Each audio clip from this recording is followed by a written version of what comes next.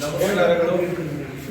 ಮೊಟ್ಟ ಮೊದಲಿಗೆ ಹಾಸನ ಜಿಲ್ಲೆಯಿಂದ ಅತ್ಯಂತ ಪ್ರೀತಿ ಅಭಿಮಾನದಿಂದ ತಾವಿವತ್ತು ಬೆಂಗಳೂರಿಗೆ ಆಗಮಿಸಿ ಕರ್ನಾಟಕ ರಾಜ್ಯ ಪ್ರಾಥಮಿಕ ಶಾಲಾ ಶಿಕ್ಷಕರ ಸಂಘದ ಏನು ನಮ್ಮ ಹಿಂದಿನ ಅಧ್ಯಕ್ಷರು ಇವತ್ತಿನ ಗೌರವಾಧ್ಯಕ್ಷರಾಗಿರ್ತಕ್ಕಂಥ ಸನ್ಮಾನ್ಯ ನಾಗೇಶ್ ಅಣ್ಣನವರು ಅವರ ಸ್ವ ಇಚ್ಛೆಯಿಂದ ರಾಜೀನಾಮೆ ಕೊಟ್ಟ ಮೇಲೆ ದಿನಾಂಕ 20ನೇ ತಾರೀಕಿಗೆ ಒಂದು ಕಾರ್ಯಕಾರಿ ಸಮಿತಿ ಸಭೆ ನಡೆಯಿತು.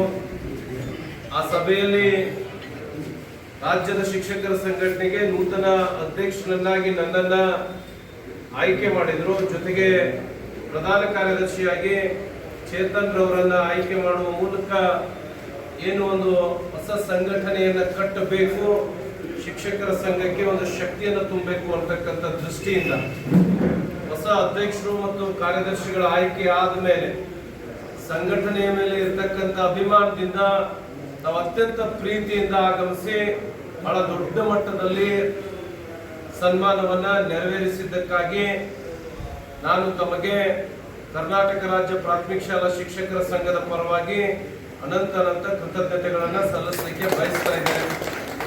ಸ್ನೇಹಿತರೆ, ಅತ್ಯಂತ ಶಿಕ್ಷಕರ ಸಂಕಷ್ಟ, ಸವಾಲು, ಸಂಕಟಗಳ ಮಧ್ಯೆ ಒಂದು ಜವಾಬ್ದಾರಿಯನ್ನ ಹೊತ್ತುಕೊಂಡಿದ್ದೇವೆ. ನಾವು ಈ ಹಿಂದೆ ಕೆಲಸ ಮಾಡಿಲ್ಲ ಅಂತಲ್ಲ, ನಾವಿಬ್ರು ಕೂಡ, ಜೊತೆಗೆ ನಮ್ಮ ರಾಜ್ಯದ ಉಪಾಧ್ಯಕ್ಷರಾದ ಪದ್ಮಲತಾ ಅವರು ಇದ್ದಾರೆ, ನಾವೆಲ್ಲರೂ ಕೂಡ ಕಳೆದ 15 ವರ್ಷಗಳಿಂದ ಶಿಕ್ಷಕರ ಸಂಘಟನೆಯ ನಾಯಕತ್ವವನ್ನು ವಹಿಸಿಕೊಂಡು ಬಂದಿದ್ದೇವೆ. ಕೇವಲ ಜವಾಬ್ದಾರಿ ಒಂದಿಷ್ಟು ಹೆಚ್ಚಾಗಿದೆ ನಮಗೆ. ಅದನ್ನು ಹೊರತುಪಡಿಸಿದ್ರೆ ಈ ಹಿಂದೆ ಒಂದು ಸಹ ಕಾರ್ಯದರ್ಶಿ ಇದ್ದ, ನಾನು ಕಾರ್ಯದರ್ಶಿ ಇದ್ದೆ, ಇವರು ಹಿಂದ ಉಪಾಧ್ಯಕ್ಷರಿದ್ರು. ಬಹುಶಃ ನಮಗೆ ಸಂಘಟನೆಯಲ್ಲಿ ಶಿಕ್ಷಕರ ಸಮಸ್ಯೆಗಳನ್ನ ತಳಹಂತದಿಂದ ಅರ್ಥ ಮಾಡಿಕೊಂಡಿರ್ತಕ್ಕಂಥ ನೋವು ನಲಿವುಗಳ ಬಗ್ಗೆ ಗೊತ್ತಿದೆ ಪ್ರಾಮಾಣಿಕವಾಗಿ. ಆದ್ರೆ ಬಹಳಷ್ಟು ಸಮಸ್ಯೆಗಳನ್ನ ಬಗೆಹರಿಸಿದಾಗ್ಯೂ ಕೂಡ ವೇತನ ಸಮಸ್ಯೆ ಇರಬಹುದು, ಈ ಹಿಂದೆ ಹಲವಾರು ಸಮಸ್ಯೆಗಳು, ಶಿಕ್ಷಕರಿಗೆ ಲಕ್ಷಾಂತರ ಜನ ಶಿಕ್ಷಕರಿಗೆ 2-3 ವರ್ಷಗಳಲ್ಲಿ ವರ್ಗಾವಣೆ ಕೊಡಿಸಿದ್ದಾಗಿರ್ಬೋದು, ಜೊತೆಗೆ ಏನು ಶಿಕ್ಷಕರಿಗಾಗಿ ಹಲವಾರು ಹೆಚ್ಚುವರಿ ಸಮಸ್ಯೆಲಾಗ್ತಕ್ಕಂಥ ತೊಂದರೆಗಳು, ಇವತ್ತು ನೀವು ಅದ್ರ ಬಗ್ಗೆ ಕೂಡ ಪ್ರಸ್ತಾಪ ಮಾಡಿದ್ದೀರಿ. ಈ ಹಿಂದೆ ಕೂಡ ನೀವು ಹಾಸನ, ಚಿಕ್ಕಮಗಳೂರು, ಶಿವಮೊಗ್ಗ, ಚನ್ನರಾಯಪಟ್ಟಣ ಹಲವಾರು ಸಮಸ್ಯೆಗಳ ಬಗ್ಗೆ ತಿಳಿಸಿದೆ. ನಮ್ಮ ಹಾಸನ ಜಿಲ್ಲೆಯ ನಾಯಕರಾಗಿರ್ತಕ್ಕಂಥ ದೇವೇಗೌಡರಾಗಿರ್ಬೋದು, ನಮ್ಮ ರವೀಂದ್ರ ಆಗಿರ್ಬೋದು, ಚಿಕ್ಕಮಗಳೂರಿಂದ ನಮ್ಮ ಸುಂದರೇಶನ ಬಂದಿದ್ದಾರೆ, ಚನ್ನರಾಯಪಟ್ಟಣದ ಅಧ್ಯಕ್ಷರು ನಮ್ಮ ಜೊತೆ ಇಲ್ಲಿದ್ದಾರೆ, ನಮ್ಮ ಸಕಲೇಶ್ಪುರದ ಅಧ್ಯಕ್ಷರು, ಕಾರ್ಯದರ್ಶಿಗಳು, ಆಲೂರ್ದು ಬಹಳಷ್ಟು ಜನ ಸ್ನೇಹಿತರು, ಬೇಲೂರ್ದು ತಾವೆಲ್ಲ ಬಂದಿದೆ. ಅರಕಲಗೂಡು ಏನೋ ಆ ಭಾಗದಲ್ಲಿ ಮಲೆನಾಡ ಸಮಸ್ಯೆ ಕೂಡ ಇತ್ತು, ಅದರ ಬಗ್ಗೆ ಕೂಡ ಗಮನ ಸೆಳೆದು ಸರಿ ಮಾಡ್ತಕ್ಕಂಥ ಕೆಲಸವನ್ನ ಮಾಡಿದ್ದೇವೆ. ಬಹುಶಃ ಈ ರಾಜ್ಯದ ಶಿಕ್ಷಕರಿಗೆ ಇವತ್ತು ಚರ್ಚೆಯಲ್ಲಿರ್ತಕ್ಕಂಥ ವಿಷಯ ಅದು ವೃಂದ ಮತ್ತು ನೇಮಕಾತಿ ನಿಯಮಗಳಿಂದ ಒಂದಿಷ್ಟು ನಾವೇನು 1ರಿಂದ 7ನೇ ತರಗತಿಗೆ ನೇಮಕ ಆಗಿರ್ತಕ್ಕಂಥ ಶಿಕ್ಷಕರನ್ನ 2017ರಲ್ಲಿ ಹೊಸ ವೃಂದ ಮತ್ತು ನೇಮಕಾತಿ ನಿಯಮಗಳು ಬಂದು ಅದಾದ್ಮೇಲೆ ನಮಗೊಂದಿಷ್ಟು ಅನ್ಯಾಯ ಆಗಿದೆ. ನಮ್ಮಲ್ಲೇ ಡಿಗ್ರಿ ಮುಗಿಸಿದವರು ಇದ್ರೂ ಕೂಡ ನಮಗೆ ಯಾವುದೇ ರೀತಿಯಾದಂತ 6ರಿಂದ 8ಕ್ಕೆ ಪರಿಗಣಿಸದೆ ಬಹುಶಃ ಬಡ್ತಿ ಕೊಡ್ಲಿಕ್ಕೆ ಅವ್ರು ತಯಾರಿದ್ರು. ನಿಮಗೆ ಗೊತ್ತೈತಿ, ಬಹುಶಃ ಇವತ್ತು ಬಹಳ ಜನ ಮಾತಾಡ್ತಾರೆ 2017ರಾಗಿತ್ತು, 18ರಾಗಿತ್ತು, ಅವತ್ತೇನ್ ಮಾಡ್ತಾ ಇದ್ರು. ಬಹುಶಃ ಈ ರಾಜ್ಯದ ಶಿಕ್ಷಕರಿಗೆ ನಿಮ್ಮ ಮೂಲಕ ನಾನು ಹೇಳಲಿಕ್ಕೆ ಬಯಸ್ತೇನೆ, 18ರಿಂದನೂ ಕೂಡ ಪ್ರಾಮಾಣಿಕವಾಗಿ ಹಲವಾರು ಪ್ರಯತ್ನಗಳಾದವು, ಬೇಡಿಕೆಗಳಲ್ಲಿ ಬದಲಾವಣೆ ಆಗ್ತಾ ಹೋಯ್ತು. ಬಹುಶಃ ನೀವು ಯಾವುದೇ ಇಲಾಖೆಯ ಒಂದು ಹೊಸ ವೃಂದ ಸೃಷ್ಟಿಯಾದ್ರ ಯಾವುದೇ ಇಲಾಖೆಯನ್ನು ತೆಗೆದುಕೊಂಡು ಹೋಗಿ ವಿಲೀನ ಮಾಡ್ತಕ್ಕಂಥ, ಮರ್ಜ್ ಮಾಡ್ತಕ್ಕಂಥ ವ್ಯವಸ್ಥೆ ಇಲ್ಲ.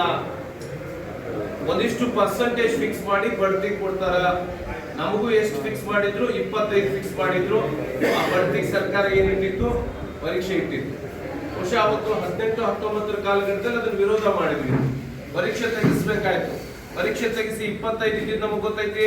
ಕುಮಾರ್ ಅವರು ಶಿಕ್ಷಣ ಮಂತ್ರಿಗಳಿದ್ದಾಗ 50 ಮಾಡ್ಲಿಕ್ಕೆ ಕೊಟ್ಟಿದ್ರು.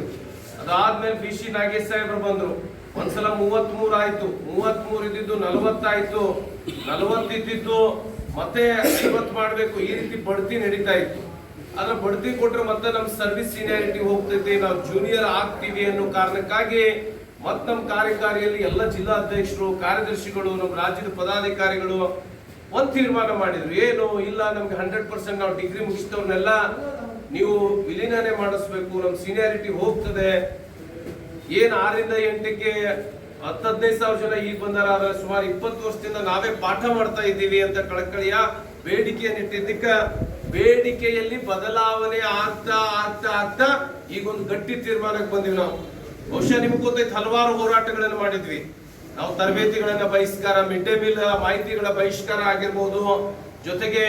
ಜೊತೆಗೆ ನಾವ್ ಏನ್ ಮಾಡಿದ್ವಿ ಅಂದ್ರೆ ಕಪ್ಪು ಬಟ್ಟೆ ಧರಿಸಿ ಚಳವಳಿ ಮಾಡ್ತಕ್ಕಂಥದ್ದು ಅದೆಲ್ಲ ಆದ್ಮೇಲೆ ಬಹುಶಃ ಸರ್ಕಾರದ ಗಮನ ಸೆಳೆದ ಅಷ್ಟು ಕಷ್ಟ ಆಗಿದ್ರೆ ಅಂತಿಮವಾಗಿ ನಿಮ್ಗೆ ಗೊತ್ತೈತಿ, ಕಳೆದ ಆಗಸ್ಟ್ 12ನೇ ತಾರೀಕಿಗೆ ರಾಜ್ಯ ಮಟ್ಟದಲ್ಲಿ ನಮ್ಮ ನಾಗೇಶನವರು ನಾವೆಲ್ಲ ಪದಾಧಿಕಾರಿಗಳು ಸೇರ್ಕೊಂಡು ಒಂದು ದೊಡ್ಡ ಮಟ್ಟದ ಹೋರಾಟಕ್ಕೆ ಕರೆ ಕೊಟ್ಟಿವಿ ನಾವು. ಬಹುಶಃ ಅವತ್ ಸರ್ಕಾರದ ಗಮನವನ್ನು ಸೆಳೆದು ಅವತ್ ಮಧು ಬಂಗಾರಪ್ಪನವರೇ ಬಂದ್ರು, ಸ್ವತಃ ಮುಖ್ಯಮಂತ್ರಿಗಳೇ ಹೇಳಿದ್ರು ನೀವು ಹೋಗ್ಬೇಕು, ಸ್ಟ್ರೈಕಿಗೆ ಅಟೆಂಡ್ ಮಾಡ್ಬೇಕು ಅಂತ ಸಾಹೇಬರಿಗೆ. ಆಮೇಲೆ ಮಾನ್ಯ ಸೆಪ್ಟೆಂಬರ್ 4ನೇ ತಾರೀಕು ಮುಖ್ಯಮಂತ್ರಿಗಳ ಜೊತೆ ಸುದೀರ್ಘ ಸಭೆ ಅದಾದ್ಮೇಲೆ ಆಯ್ತು, ನಿಮ್ಗೆಲ್ಲ ಗೊತ್ತಿದೆ. ಸಮಿತಿ ಜೊತೆ ಕೂಡ ಹಲವಾರು ಸಭೆಗಳನ್ನ ಮಾಡಿದೀವಿ ನಾವು. ಬಹಳ ಸೈದ್ಧಾಂತಿಕವಾಗಿ ಮತ್ತು ಸೈಂಟಿಫಿಕ್ ಆಗಿ ವೈಜ್ಞಾನಿಕವಾಗಿ IAS ಅಧಿಕಾರಿಗಳ ಮುಂದೆ ನಮ್ಗೆ ಅನ್ಯಾಯ ಆಗಿರೋದನ್ನ ಪ್ರೂವ್ ಮಾಡಿದ್ವಿ. ಬಹುಶಃ ಆ ಸಭೆಗಳಲ್ಲಿ ಬಹಳಷ್ಟು ಜನ ಕೆಲವು ಮಂದಿ ಇದ್ದಾಗ್ಲೂ ನೋಡಿರ್ತೀರಿ. ಸಭೆಗಳು ಆಗಿ ಈಗ ಒಂದು ತೀರ್ಮಾನ ಮಾಡಿದೀವಿ. ಬಹುಶಃ 3 ಇಲಾಖೆಗಳಿಗೆ ನಮ್ಮ ಕಡತ ಹೋಗಿತ್ತು. ಏನು ವೃಂದ ಮತ್ತು ನೇಮಕಾತಿ ನಿಯಮಗಳಲ್ಲಿ ಏನ್ ಬದಲಾವಣೆ ಆಗ್ಬೇಕು, ನಮ್ಗೇನ್ ಅನ್ಯಾಯ ಆಗಿದೆ, 58,000 ಜನ ಡಿಗ್ರಿ ಮುಗಿಸಿದೀವಿ, ನಮ್ಗೆ ಈ ಹಿಂದಿನಂತೆ ಬಡ್ತಿ ಅವಕಾಶಗಳು ಸಿಗಬೇಕು, ಈ ಎಲ್ಲ ಅಂಶಗಳನ್ನ ಒಳಗೊಂಡಿರ್ತಕ್ಕಂಥ ಒಂದು ಕಡತ. ಸೇಮ್ ಅದೇ ಕಡತವನ್ನ 3 ಭಾಗ ಮಾಡಿದ್ದಾರೆ. Part 1, part 2, part 3. ವಿಷಯ ಸೇಮ್ ಅದರಲ್ಲಿ ಇರ್ತಕ್ಕಂಥದ್ದು. But it has sent for the different departments. ಒಂದು ಲಾ ಡಿಪಾರ್ಟ್ಮೆಂಟ್ ಕಳಿಸಿದ್ದಾರೆ, ಇನ್ನೊಂದನ್ನ DPR ಅಂತ ಕರಿತೀವಿ ನಾವು, ಸಿಬ್ಬಂದಿ ಮತ್ತು ಆಡಳಿತ ಸುಧಾರಣಾ ಇಲಾಖೆ. ಅನದರ್ ಒನ್ ಇಸ್ ನಮ್ಗೆ ಗೊತ್ತಿದೆ, ಎಲ್ಲಾ ಬೇಡಿಕೆಗಳಿಗೆ ಮೂಲ ಕಾರಣ ಏನಿರ್ತದೆ, ಫೈನಾನ್ಸ್ ಇರ್ತದೆ. Then it will be sent for the finance department also. But ಇವತ್ತಿನ ಪರಿಸ್ಥಿತಿ ಅಂತಂದ್ರೆ ನಿಮ್ಗೆ ಪ್ರಾಮಾಣಿಕವಾಗಿ ಹೇಳ್ತೇನೆ, ನಮ್ಗೆ ಲಾ ಡಿಪಾರ್ಟ್ಮೆಂಟ್ ನಿಮ್ಗೆ ಗೊತ್ತಿರ್ಲಿ, ನಮ್ಮ ಸಂಘದ ಈ ಇನ್ನೊಂದು ಕಡತ ಹೋಗಿತ್ತು, ನಮ್ಮ ಸಂಘದ ಬೇಡಿಕೆ ಏನಿತ್ತು ಅಷ್ಟೇ ಹೋಗಿತ್ತು. ಅದ್ರಾಗ ಗೌರ್ಮೆಂಟ್ ಏನು ರೆಕಮೆಂಡ್ ಮಾಡಿರ್ಲಿಲ್ಲ. ಅದಕ್ಕೂ ಕೂಡ ನಮ್ಮಲ್ಲಿ ರೆಸ್ಪೆಕ್ಟಿವ್ ಆಗಿ 2017ಕ್ಕಿಂತ ಮೊದಲು ನೇಮಕಾತಿ ಆದವರಿಗೆ 17ರ ನಿಯಮಗಳನ್ನ ಏನ್ ಮಾಡಬಾರ್ದು, ಅನ್ವಯಿಸಬಾರ್ದು ಅಂತ ಲಾ ಡಿಪಾರ್ಟ್ಮೆಂಟ್ ಒಪಿನಿಯನ್ ಕೊಟ್ಟಿತ್ತು. ನೀವು ವಾಟ್ಸ್ಆಪ್ ಗಳಲ್ಲಿ ಕಾಪಿಗಳನ್ನು ನೋಡಿದ್ದೀರಿ, ನೀವು ಅದ್ರ ಮ್ಯಾಲ್ ನೋಡ್ಬೇಕು. The opinion given by on the basis of ನಮ್ಮ ಅಸೋಸಿಯೇಷನ್ ಮೇಲೆನೆ ಕೊಟ್ಟಿರೋದು. ಬಹುಶಃ ಇದು ಎಲ್ಲ ಅವತ್ತು ಒಪಿನಿಯನ್ ಬಂದಿತ್ತು. ಮತ್ತೊಂದು ಸೆಕೆಂಡ್ ಒಪಿನಿಯನ್ ತಗೊಂಡಿದೀವಿ ನಾವು. ಇದು ನಿಮ್ಮ ಇಲಾಖೆಗೆ ಸಂಬಂಧಿಸಿದ ವಿಷಯ, ಆಡಳಿತಾತ್ಮಕ ತೀರ್ಮಾನವನ್ನ ನೀವೇ ಮಾಡಬೇಕು ಅಂತಕ್ಕಂಥದ್ದಾಗಿದೆ. ಬಹುಶಃ DPR ದಿಂದನೂ ಬಂದಿದೆ. ಈಗ ನಮ್ಗೆ ಬರ್ಬೇಕಾಗಿರೋದು ಓನ್ಲಿ ಫೈನಾನ್ಸ್ ಡಿಪಾರ್ಟ್ಮೆಂಟ್. ಮಾನ್ಯ ಸಚಿವರಂತರೂ ಬಹಳ ಕಳಕಳಿಯಿಂದಿದ್ದಾರೆ. ಇತ್ತೀಚೆಗೆ ನಾವು ಮುಖ್ಯಮಂತ್ರಿಗಳನ್ನು ಕೂಡ ಭೇಟಿ ಮಾಡಿದ್ವಿ. ನಾಳೆ ಕೂಡ ನಾವು ಹೊಸದಾಗಿ ಈ ರೀತಿಯ ಪ್ರಕ್ರಿಯೆಗಳಾಗಿದ್ದಾವು ಅಂತ ಹೇಳಿ ನಾಳೆನೂ ಕೂಡ ಮುಖ್ಯಮಂತ್ರಿಗಳ ಸಮಯವನ್ನು ಪ್ರಕ್ರಿಯೆಗಳ ವೇಳಾಪಟ್ಟಿ, CRP, BRP 5 ವರ್ಷ ಮುಗಿಸಿದವರು ಎಕ್ಸಾಮ್ ಬರೆದು ಒಳಗೆ ಬರೋರ್ದು ಆ ಎಲ್ಲ ಪ್ರಕ್ರಿಯೆಗಳು ಜಾರಿಗೊಳ್ತಾವು. ಹೆಚ್ಚುವರಿಯಲ್ಲಿ ಒಂದಿಷ್ಟು ಬದಲಾವಣೆಗಳನ್ನ ಮಾಡಿಸಿದೀವಿ. ಮಲೆನಾಡಿನಲ್ಲಿ ಬರೀ C ಹಿಡಿತಿದ್ರು, ABC ಕನ್ಸಿಡರ್ ಮಾಡ್ಲಿಕ್ಕೆ ಹೇಳಿದೀವಿ. ಜುಲೈ 31ಕ್ಕೆ ರಿಟೈರ್ಡ್ ಆಗ್ತಿದ್ರಂದ್ರೆ ಆ ಶಾಲೆಯೊಳಗೆ ರಿಟೈರ್ಡ್ ಆಗ್ತಕ್ಕಂತ ಹುದ್ದೆಯನ್ನ ಹೆಚ್ಚುವರಿ ಮಾಡ್ಬೇಕೇ ವಿನಃ ಅಲ್ಲಿ ಇನ್ನೊಬ್ಬ ಶಿಕ್ಷಕರನ್ನ ಮಾಡಬಾರ್ದು. ಜೊತೆಗೆ ನಾವು HM ಆಗಿ ಆ ಶಾಲೆಗೆ ಹೋಗಿರ್ತೀವಿ, ಕಷ್ಟಪಟ್ಟು ಸೀನಿಯರ್ HM ಮಾಡಿದ್ರೆ ಅವರನ್ನ ಅಟ್ಲೀಸ್ಟ್ ಅಲ್ಲಿಂದ ಟ್ರಾನ್ಸ್ಫರ್ ಆಗುವವರೆಗೂ ಕನ್ಸಿಡರ್ ಮಾಡಬೇಡ ಅಂತ ಹೇಳಿದೀವಿ. P ಟೀಚರ್ಸ್ ಬಗ್ಗೆ ಕೂಡ ಮಾತನಾಡಿದ್ದೀವಿ, ಹಿಂದಿ ಟೀಚರ್ಸ್ ಬಗ್ಗೆ ಕೂಡ ಮಾತನಾಡಿದ್ದೇವೆ. ವಿಶೇಷ ಶಿಕ್ಷಕರು ಜೊತೆಗೆ ಇಂಗ್ಲಿಷ್ ಮಾಧ್ಯಮ ಶಾಲೆಗಳಲ್ಲಿ ಒಂದೊಂದು ಎಕ್ಸ್ಟ್ರಾ ಪೋಸ್ಟ್ ಕೊಡಿಸ್ತಕ್ಕಂಥದ್ದು, ಬೈಲಿಂಗ್ವಲ್ ಶಾಲೆಗಳಾಗಿರಬಹುದು, ಉರ್ದು ಮರಾಠಿ ಮಾಧ್ಯಮದ ಶಾಲೆಗಳಲ್ಲಿ ಕಡ್ಡಾಯವಾಗಿ ಒಂದು ಕನ್ನಡ ಪೋಸ್ಟ್, ಒಂದು ಉರ್ದು ಅಥವಾ ತಮಿಳು, ಆ ರೀತಿಯ ಬಗ್ಗೆ ಚರ್ಚೆ ಮಾಡಿದ್ದೀವಿ. ಮುಖ್ಯೋಪಾಧ್ಯಾಯರನ್ನ PTR ರೇಷೋದಿಂದ ಬಿಟ್ಟು ಮಾಡ್ಬೇಕಂತಕ್ಕಂಥದ್ದು ಕೂಡ ಬೇಡಿಕೆ ಇದೆ. ಅದು ಕೂಡ ಸರ್ಕಾರ ಚಿಂತನೆಯಲ್ಲಿದೆ.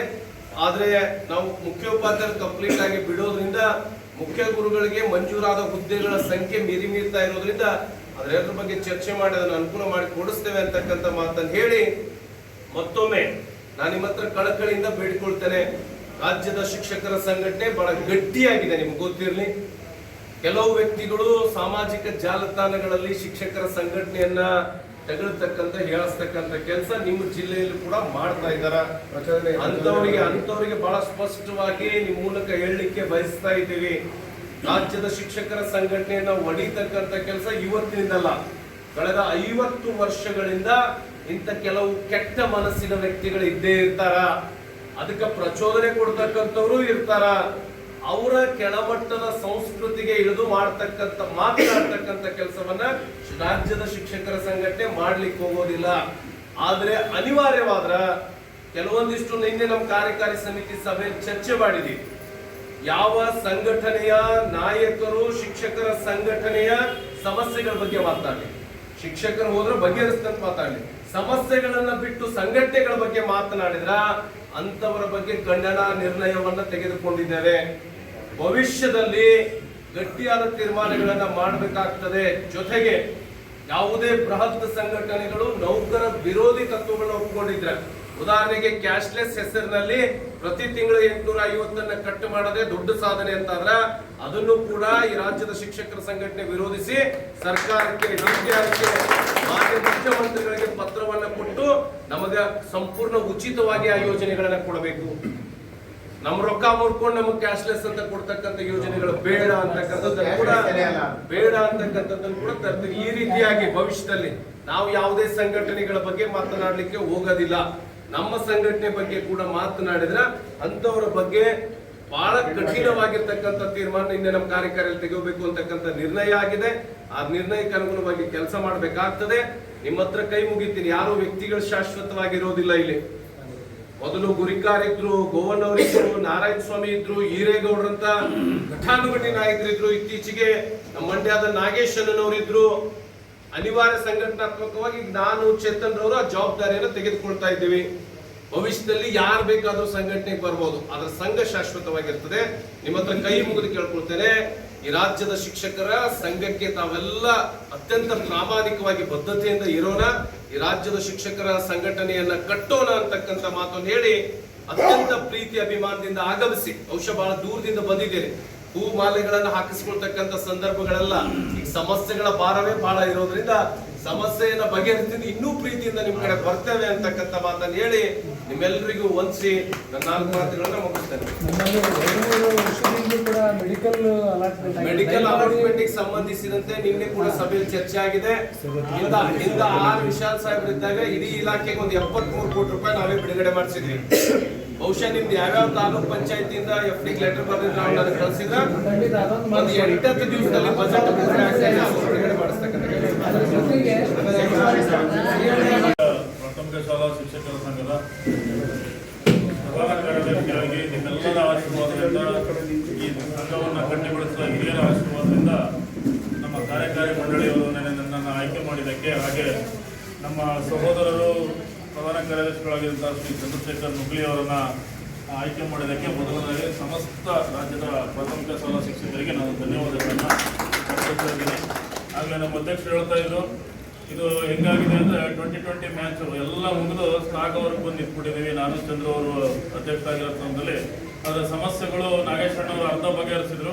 ಪೂರ್ತಿಯಾಗಿ ಬಗೆಹರಿಸುವಂಥ ಹೊರೆ ಮತ್ತು ಮುಂದಿನ ವರ್ಷದಲ್ಲಿ ಚುನಾವಣೆಗೆ ಹೋಗಬೇಕಾದ ಹೊರೆ, ಸಂಘಟನೆಯನ್ನ ಉಳಿಸಿಕೊಳ್ಳಬೇಕಾದಂಥ ಹೊರೆ ಎಲ್ಲ ನಮ್ಮ ಮೇಲೆ ಇರೋದ್ರಿಂದ ದಯವಿಟ್ಟು ನಮ್ಮ ಇಡೀ ಆಗಮಿಸಿರುವಂತಹ ಚನ್ನರಾಯಪಟ್ಟಣ ಇರ್ಬೋದು, ಬೇಲೂರು ಇರ್ಬೋದು, ಅರಕಲಗೂಡು ಇರ್ಬೋದು, ಒಳನರಸೀಪುರ ಇರ್ಬೋದು, ಆಲೂರು ಇರ್ಬೋದು, ನಮ್ಮ ಸಕಲೇಶ್ಪುರ, ಹಾಸನ ಎಲ್ಲ ನನ್ನ ಸನ್ಮಿತ್ರರಲ್ಲಿ ಕೇಳ್ಕೊಳ್ಳೋದೊಂದೇ, ಸಂಘಟನೆ ಮೋಸ್ಟ್ಲಿ ನಾನು ಕೊಡಗು ಜಿಲ್ಲೆಯಿಂದ 20 ಸೀಟ್ ಇಟ್ಕೊಂಡು ಈ ರಾಜ್ಯಕ್ಕೆ ಬರಬೇಕಾದ್ರೆ ಮೋಸ್ಟ್ಲಿ ಪ್ರಧಾನ ಕಾರ್ಯದರ್ಶಿ ಸಂಘ ಮಾಡ್ತದೆ ಅಂತ ನಾನು ಕನ್ಸಲ್ಲೂ ಅಂತಿರಲಿಲ್ಲ. ದೊಡ್ಡ ದೊಡ್ಡ ಜಿಲ್ಲೆಯವರು ಒಂದೊಂದು ತಾಲೂಕಲ್ಲಿ ನನಗಿಂತ ಇಡೀ ನನ್ನ ಜಿಲ್ಲೆಯಲ್ಲಿರೋದಕ್ಕಿಂತ ಒಂದೊಂದು ತಾಲೂಕಲ್ಲಿ ಅದಕ್ಕಿಂತ ಜಾಸ್ತಿಯ ನಿರ್ದೇಶಕರ ಆಯ್ಕೆಯಾಗಿ ಬರಬೇಕಾದ್ರೆ ಇವತ್ತು ನಾನು ಪ್ರಧಾನ ಕಾರ್ಯದರ್ಶಿ ಆದೆ ಅಂದ್ರೆ ನಾನು ಆ ಸಂಘದ ಬ್ಯಾನರ್ಗೆ ಇಲ್ಲಿವರೆಗೆ ನಡೆದುಕೊಂಡಂತ ನಿಷ್ಠೆಗೆ ಮೋಸ್ಟ್ಲಿ ಆ ಸ್ಥಾನ ದೊರಕಿದೆ ನನಗೆ. ನೀವು ನನಗೆ ಕೈ ಮುಗಿದು ಕೇಳ್ಕೊತೀನಿ, ಯಾವುದೇ ಸಂಘಟನೆ ಇರಲಿ, ನಾನು ಯಾವುದೇ ಸಂಘಟನೆಯ ಗಣ್ಯ ನಾಯಕರನ್ನ ಟೀಕಿಸುವಂಥದ್ದಾಗಲಿ ಅವರನ್ನ ಇನ್ನೊಂದು ಮಾಡೋದಾಗಲಿ ಹೋಗೋದಿಲ್ಲ. ನನ್ನ ಸಂಘಟನೆಗೆ ನಾವು ಬದ್ಧರಾಗಿದ್ರೆ ಈ ಸಮಸ್ಯೆಯನ್ನ ಈ ಶಿಕ್ಷಕರ ದಿನಾಚರಣೆ ಒಳಗೆ 100ಕ್ಕೆ 100 ಚಂದ್ರಶೇಖರ್ ನುಗ್ಲಿ ಮತ್ತು ನಾಗೇಶಣ್ಣವರ ನೇತೃತ್ವದಲ್ಲಿ CLR ಬಗೆಹರಿಸಿ ನಿಮ್ಮ ಮುಂದೆ ಇಡ್ತೀವಿ ಅಂತ ಹೇಳ್ತಾ, ಈ ವರ್ಷ ಚುನಾವಣೆ ವರ್ಷ ಆಗಿರೋದ್ರಿಂದ ದಯವಿಟ್ಟು ಒಗ್ಗಟ್ಟಿನಲ್ಲಿ ಈ ಸಂಘಟನೆ ಉಳಿಸಬೇಕಾಗಿದೆ. ಹಿರಿಯರು ಕಟ್ಟಿದ ಸಂಘಟನೆಯನ್ನ ಯಾರು ಏನೇ ಹೇಳಲಿ ನಿಮ್ಮ ಜೊತೆ ನಾವು ಅಧ್ಯಕ್ಷರು ಯಾವಾಗಲೂ ನಿಮ್ಮ ಜೊತೆ ಇರ್ತೀವಿ. ದಯವಿಟ್ಟು ಸಂಘ ವಿರೋಧಿಗಳು ಟೀಕೆಯನ್ನ ಮಾಡಬೇಕಾದ್ರೆ ನೀವು ಸುಮ್ಮನೆ ಕೂತ್ಬಿಟ್ಟು ನಾವು ಕೆಟ್ಟವರಾಗ್ತೀವೇನಪ್ಪ, ನಾವು ಒಳ್ಳೆಯವರಾಗ್ತೀವೇನಪ್ಪ ಅಂತ ಸುಮ್ಮನೆ ಕೂತ್ರೆ ಅವರು ಒಂದೊಂದು ಯಾವುದೋ ಒಂದು ಸಮೂಹ, ಯಾವುದೋ ಒಂದು ಜಾತಿ ವ್ಯವಸ್ಥೆನೇ ಮೇಲೆ ಬಂದು ಕೊಡ್ತಾ ಇದೆ. ಇವತ್ತು ದುರಂತ ಇದು ಶಿಕ್ಷಕರು ಮತ್ತು ನೌಕರರಿಗೆ.